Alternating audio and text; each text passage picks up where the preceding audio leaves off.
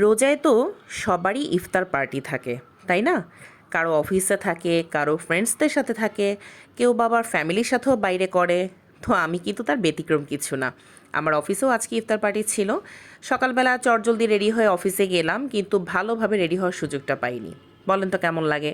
প্রথমে গিয়ে আমি আমার সব কিছু ওপেন করলাম, মেলগুলো চেক করলাম যে আজকে কী কী ইম্পর্টেন্ট কাজ আছে, এবং সবার সাথে একটু কথাবার্তা বলে নিলাম আমার কলিগদের সাথে কাজের ব্যাপারে, এবং দিনটা কেমন গেল বা কি করছেন সকাল থেকে, এই টাইপের কথাগুলো ছিল আর কি।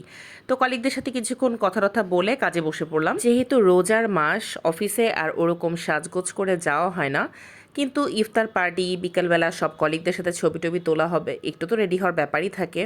তো বিকেলবেলা আমি আমার অফিস শেষ হওয়ার ঠিক আগ মুহূর্তে একটু হালকা পাতলা রেডি হয়ে নিচ্ছিলাম। যেহেতু হাতে খুব একটা সময় ছিল না, চটজলদি রেডি হয়ে নিচ্ছিলাম। কলিগরা সবাই চলে আসছে, একসাথে সবাই মিলে ইফতার পার্টিতে যাব।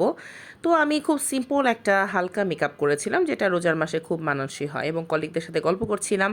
এই তো আমি হালকা একটু টাচ আপ করে নিয়েছি, তেমন কিছু না, হালকা একটু ফেস পাউডার দিয়েছি, একটু লিপস্টিক, দ্যাটস ইট। তো সেই দিন আমি আর অফিসের কোস্টার বাসে যাইনি, যেহেতু আমি বাইক নিয়ে গিয়েছিলাম, কারণ আমি জানতাম যে ইফতার পার্টি শেষ হতে অনেক রাত হয়ে যাবে, তারপরে বাসায় আসতে হবে আমাকে একাই, তাই আমি সেদিন বাইকেই গিয়েছিলাম। তো গিয়ে দেখলাম বিশাল আয়োজন, আমাদের জমজম টাওয়ারের 12তলা 13তলা দুটো ফ্লোর মিলে আমাদের ফুল অফিস সব কলিগদের সাথে ইফতার করার একটা সুযোগ হয়েছিল। আমাদের রেনেসা গ্রুপ থেকে সেটা অ্যারেঞ্জমেন্ট করা হয়েছিল।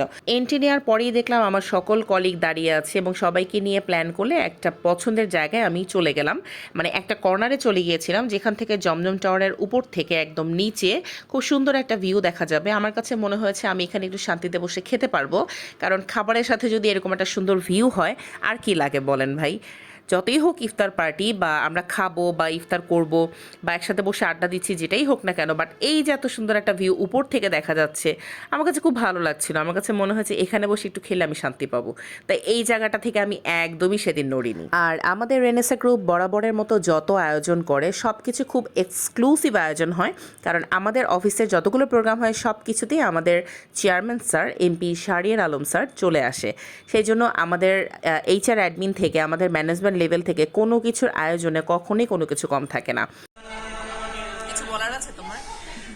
কিছু তো বলো, তুমি আজকে কোথায় আসছো? বলো বলো বলো, কোথায় আসছো বলো, এই বলো কোথায় আসছো?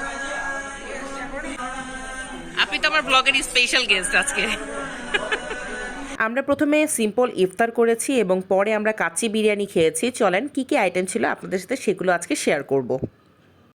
আপুদের একটু ভিডিও নেই, একটা ব্লগ বানাবো ভাবতেছি। রোমান আপু কেমন লাগতেছে? জেবিন আপু অনুভূতি কি বলতে চান বলেন? ভালো লাগছে।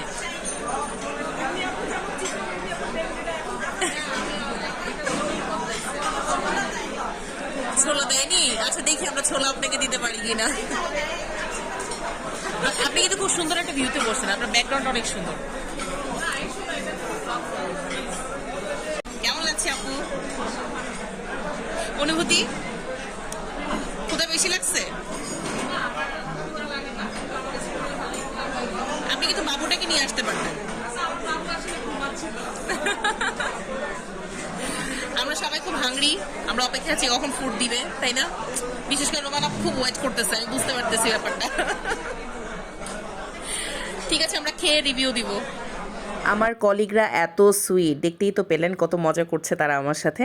আর আমাদের আজকের ফুড মেনুগুলো ছিল সিম্পল ইফতারের পরে কাচ্চি, বোরহানি, জর্দা, এবং আরও কি একটা যেন দিয়েছিল মিষ্টির মতো, আমি জানি না, ভুলে গিয়েছি।